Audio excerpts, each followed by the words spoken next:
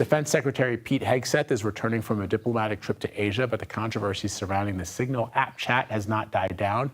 A congressional committee has vowed to investigate the incident, but over the weekend, President Trump said no one would be fired.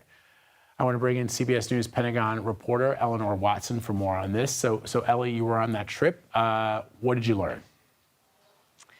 Yeah, Vlad, well, the purpose of the trip was to visit troops and countries crucial to the Defense Department's goal of deterring China. The trip started in Hawaii, which is the headquarters for all U.S. forces in the Pacific, then went to Guam, which Hegseth called the tip of the spear for U.S. defense in the Pacific. Then he visited his counterparts in the Philippines and Japan. Hegseth on his trip made it a point each morning to work out with different troops, which is different than his predecessor, but the meeting with counterparts builds on the efforts of the previous administration. Defense Secretary Lloyd Austin, during his tenure, despite the wars in Ukraine and in Israel, visited Asia 12 times, the most traveled region of his tenure. This was Secretary Hegseth's first trip to the Indo-Pacific, but I expect many more in the months to come.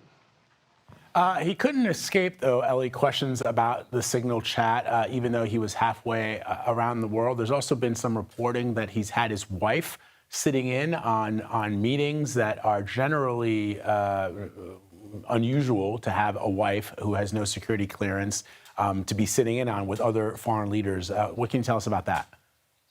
Yeah, the Signal story dropped while we were on the plane to our first stop to Hawaii. So he got off the plane, bashed the reporter who did nothing but get added to the chat, and then said that nobody was texting war plans. He repeated that message even after the Atlantic released the receipts, which showed that at the very least he had texted sensitive details about strikes before those strikes happened. Others in the chat, like Secretary of State Marco Rubio and National Security Advisor Mike Waltz, have called the chat a mistake, but so far Hegseth has not apologized or called it a mistake. You mentioned his wife, Jennifer Hegseth, the Wall Street Journal reporting that she was in on sensitive information. She heard sensitive information in meetings. We yelled questions at Secretary Hegseth about that as well, but it looks like on both the Signal chat and the meetings his wife attended, he is going to continue to deflect on questions about both of those stories, despite coming to the Pentagon and promising that he would be the one to restore accountability.